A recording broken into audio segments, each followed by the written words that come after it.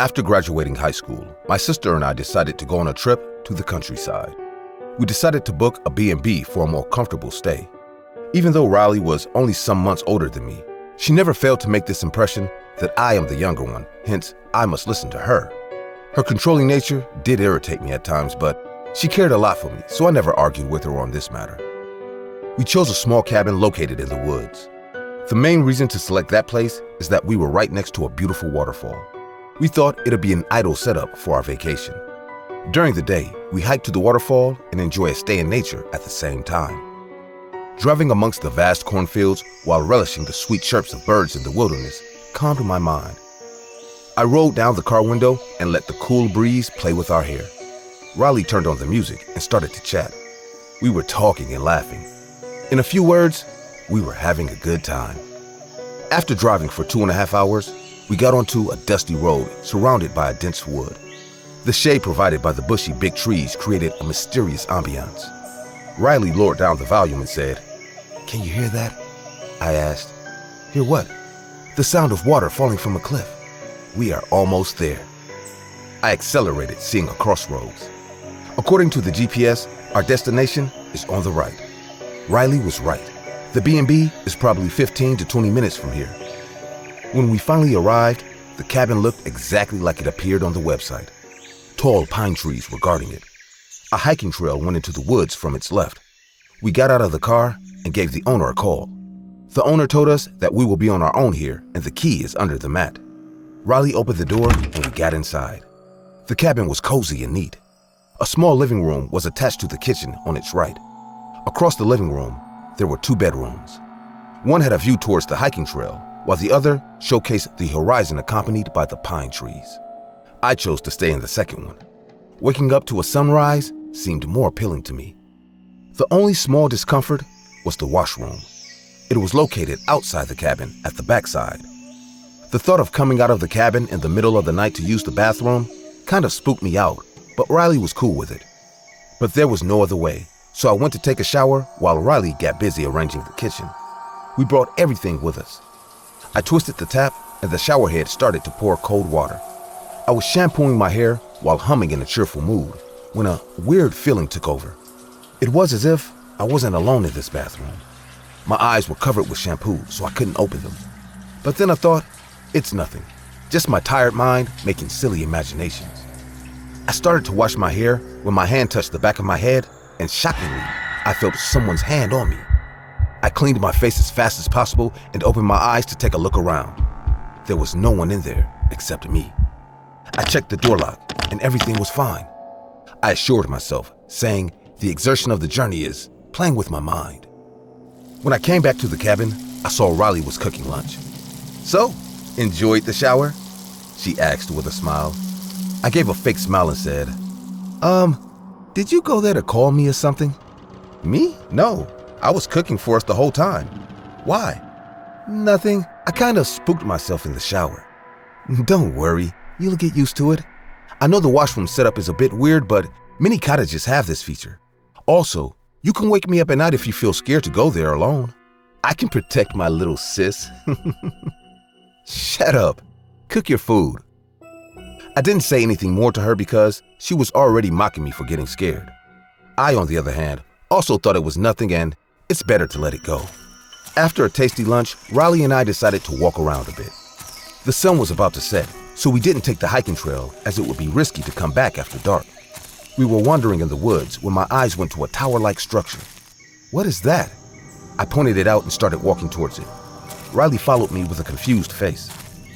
Pushing aside bushy trees and wild saplings, when we reached in front of the tower, I realized it is a grave. The tower was a marble epitaph built on the grave. "Geez, who would bury their loved one in a spot like this?" Riley said. The epitaph read, "To my dear wife, Arain. Hope she is in peace now." There was nothing else except this one statement.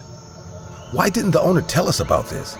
This is not nice," I said in an upset tone. "Come on, Corey. What's the point of telling your guests there's a grave nearby the cabin? I mean, think about it. No one will agree to come here then." "Yeah, because staying in a forest cabin which has a grave nearby can be quite disturbing to normal people." She laughed at me for behaving like a kid. But as I stood in front of the grave, the moment in the shower flashed in front of my eyes. Something in the back of my mind kept telling me we should not be here. I wonder how she died, Riley said. She started to inspect the tombstone while circling it. The sun was setting in the sky, turning it red and orange at the same time. Birds were going back to their nest, and the night creatures of the woods were waking up. One thing that disturbed me even more was the last half of the epitaph. Hope she is in peace now. What does that mean? Did Lorraine have a troubled life? What kind of troubles? Why wasn't she at peace when she was alive? I drowned in my thoughts when I heard a rustling sound behind me. I turned around and Riley jumped on me screaming, "Boo! Not funny, Riley." I got furious and started to walk towards the cabin. "Okay, I'm sorry. You're being serious for no reason." She followed me while apologizing for her sick joke. We got inside, and after some time, I forgave her. I had to, because after a point, her apology started to annoy me. The night fell, and we started drinking to relax and forget about this grave. Drunk Riley talks a lot. She was going on about her ex and why things didn't work out. I chose not to answer her, as this ranting will eventually tire her soon. After a hell of a lot of drinking, neither of us could stand straight. Right before going to bed, I felt the urge to pee, so I grabbed a flashlight and came out. By that time, Riley was already dreaming in her bed, and even though I was feeling scared, I didn't wake her up. As I walked towards the washroom, the sound of forest became crystal clear to my ears. I heard owls hooting and coyotes howling the entire time. I sat on the toilet seat and began to do my business when I heard footsteps outside. I encouraged myself, saying it's nothing. After finishing, I was locking the washroom door from outside when my eyes went to a bush nearby. In that pale moonlight, I saw a woman standing near that bush. I couldn't see her face well, but even in that dark, her eyes were glowing like a hyena. Who is it?" No reply came. "Riley, is that you? I'm sick of your silly jokes, you know." The woman took a step forward and a ray of pale moonlight fell on her body. For the first time, I noticed how enormous her belly was. What the hell? Why on earth was a pregnant woman lurking in these woods at this hour of the night? I shouted to her, "Are you all right, miss? Do you need help?" But she just stood there watching me with her freaky glowing eyes. I remembered I have a flashlight with myself. I took it out from my back pocket and pointed it in her direction. Where did she go? There was no one except me there. I rubbed my eyes and looked around and didn't see any sign of her. With a confused mind, I came back to the cabin. I opened the door and somehow dragged my intoxicated self on the bed. I decided to sleep on this matter and tell Riley about this the next morning. I don't remember when I passed out, but around 3 in the morning, I felt a touch right next to me. The room was in complete darkness. I moved my hand on the other side of the bed when I felt someone was lying beside me. I thought, maybe I've entered Riley's room in the fit of drunkenness. She was lying too close to me, giving me barely any room, so I tried to push her away without waking her up when my hands touched her belly, and I felt a wet liquid getting smeared all over my hand. "Riley, did you pee or something? Gross, man. Why the hell do you drink when you can't?" Saying all this, I turned on the bedside light and jumped from my bed as soon as I noticed my hands. My hands were drenched in thick blood. The smell of it made my entrails churn anti-clockwise. I looked at the bed and saw a dead woman lying on it. Her throat was slit, making her vocal cords hang out. But the actual horror unfolded as my eyes went towards her belly. No doubt, this is the same pregnant woman I saw earlier in those bushes. Her belly was cut open too. The small hand of her baby can be seen hanging out of the belly. I can't explain how terrifying that entire sight was. Suddenly, the woman turned her eyes at me and blinked twice.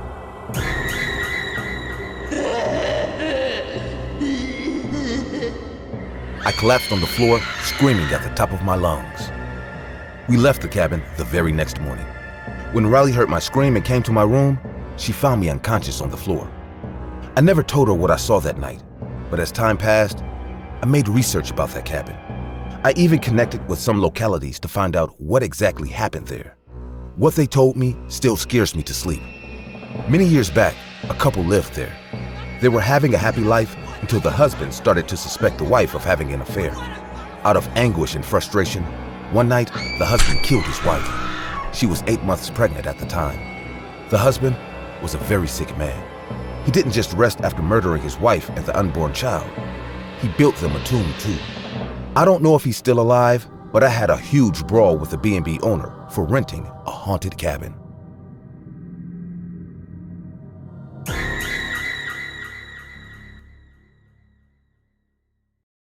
Hey guys, before starting the next story, I would like to suggest to you guys to subscribe to my channel if you haven't yet. And if you have already subscribed, then you guys are awesome. My girlfriend Sally and I went on a trip to Alaska after we graduated from college.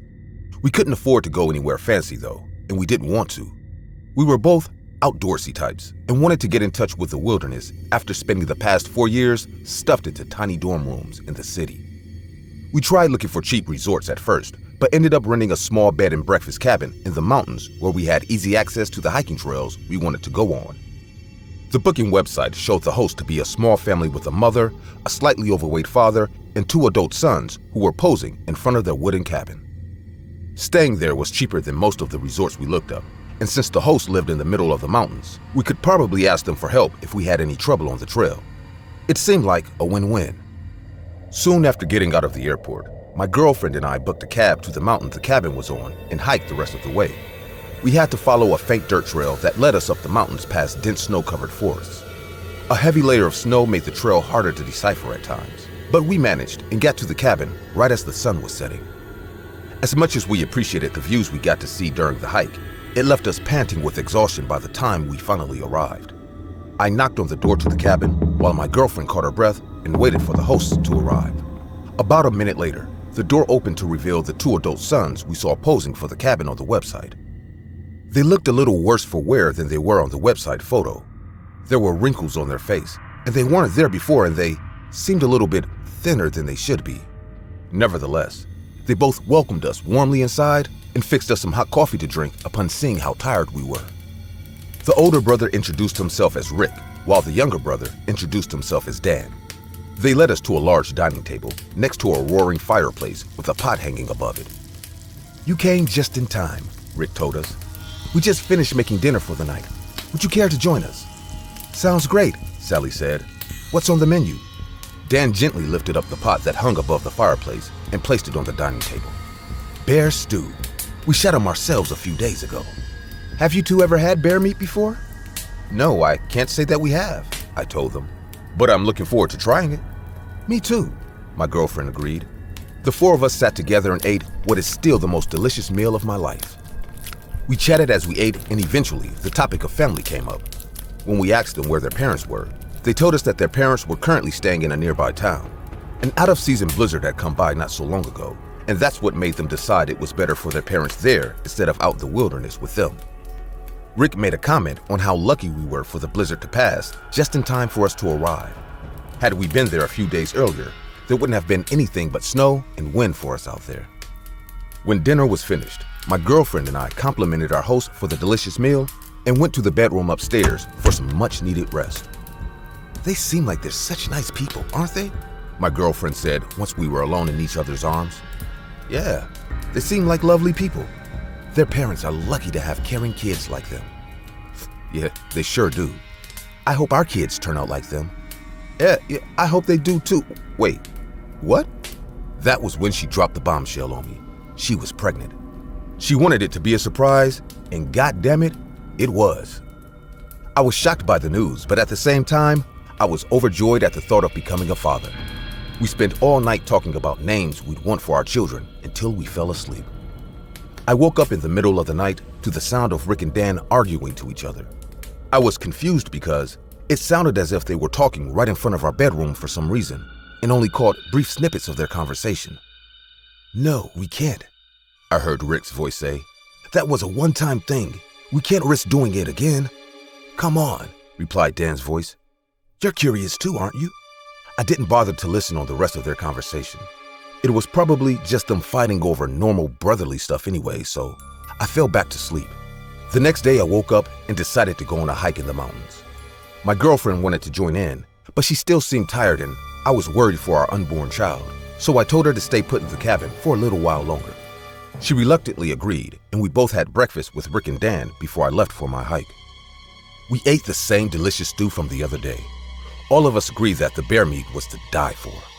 Then I was off for my hike to appreciate the outdoors. I tried to enjoy myself and take in the beautiful scenery, but my mind couldn't help but wander back to the thoughts of my pregnant girlfriend. I was afraid that she'd need help while I was out and I wouldn't be able to help her. What kind of man would I be if I wasn't there for the mother of my child when she needed me? In the end, I decided that it would be best if I returned to the cabin to be with my girlfriend and go hiking again with her once she's rested. When I returned to the cabin, I eased open the door as quietly as I could. I wanted to surprise my girlfriend with my return to get back at her for dropping the bombshell on me the night before. Instead, I was the one to be surprised and horrified by what I saw. Lying on the dining table I was eating at just that morning was my girlfriend. Her throat was slit and she'd been cleanly cut open in the middle of her stomach. Rick and Dan stood over her, holding butcher knives that they used to slice her body into meaty cuts as if she were some common farm animal. All the while, their mouths drooled like a dog staring at a steak it couldn't wait to eat. Dan tore something pink and small out of her stomach and walked over to the fireplace. As he opened the lid of the pot hanging over the fireplace to put it in, I realized with horrified disgust what it was. It was the 3-month-old fetus of my child. They were planning to eat my girlfriend and our unborn child after cooking them in the same pot they used for food just the other day. I didn't want to see any more of it. I ran away and followed the trail back to the nearest town where I called the police. When the police raided the cabin, they found the chopped up body of my girlfriend in the freezer, though she wasn't the only one they found there. Being kept there alongside her were the similarly chopped up bodies of Rick and Dan's parents. The meat in the stew they served us wasn't bare at all. It was the flesh of their own parents whom they killed for food while they were starving in the blizzard that just passed a few days before I arrived. Rick and Dan were nowhere to be seen. I guess they must have been scared off when I didn't return from my hike. To this day, I wonder if they're still out there, killing people, just to feed their twisted hunger.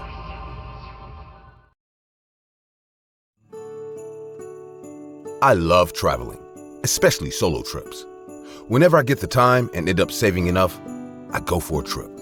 Some people might think it a bit unusual, but traveling alone gives me a lot of joy. It was like a meditation for me. After a long week of work, I decided to take a break. I always travel in a pocket-friendly manner, so my preferred go-to options are B&B and homestays. A coworker suggested to me a place near the Crystal Coast.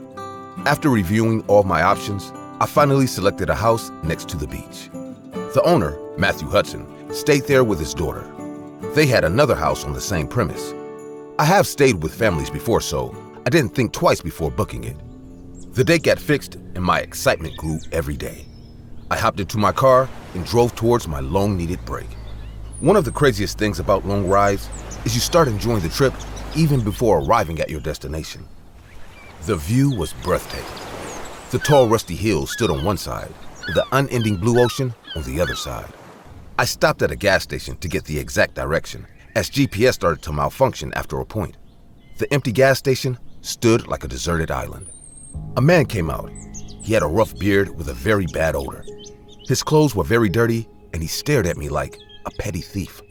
Without getting out of my car, I asked, "Can you help me with this address?" He looked at the address on my phone, and then his face changed. He smirked in a very creepy way and said, "Take the next left, and then to your right." "I see. Thank you." "Have fun." The way he said "have fun" made me cringe. The rest of the way I kept thinking, this guy has surely given me the wrong direction. But when I arrived near the beach house, I realized I was wrong. The property stood like a fairy tale for travelers. I honked the horn, and a man in his late 50s came rushing to the gate. He opened the gate, and I parked my car inside. "Welcome to my beach house. I am Matthew Hudson, your host. Thank you for having me." He escorted me to the house. The small wooden house was perfect for a solo traveler like me. The balcony outside opened directly towards the beach. I couldn't wait to put my luggage aside and take a dip in the blue ocean. Mr. Hudson was a very well-behaved man. He handed me the keys to the house and said, "My daughter's cooking lunch. Would you like to join us?" I already bought food for myself, but out of courtesy, I said yes. He left, and I swam my heart out in the ocean. I have never felt this alive since the last time I broke up with my ex. Floating on the cold ocean water while gazing at the white clouds rejuvenated me. I went to my room, got ready, and came out. Mr. Hudson's house was on the opposite side of the lawn. I knocked on their door and waited. The door opened with a clicking sound, and I found myself standing there face to face with the most beautiful woman I have ever seen in my life.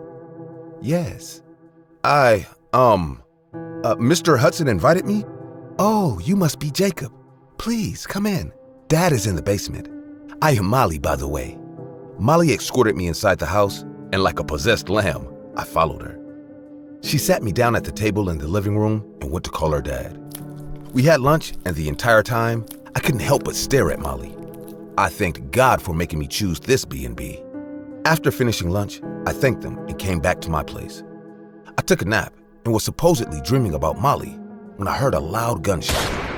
I sprung from the bed and ran to the porch. I did not doubt that the gunshot took place in Hudson's residence.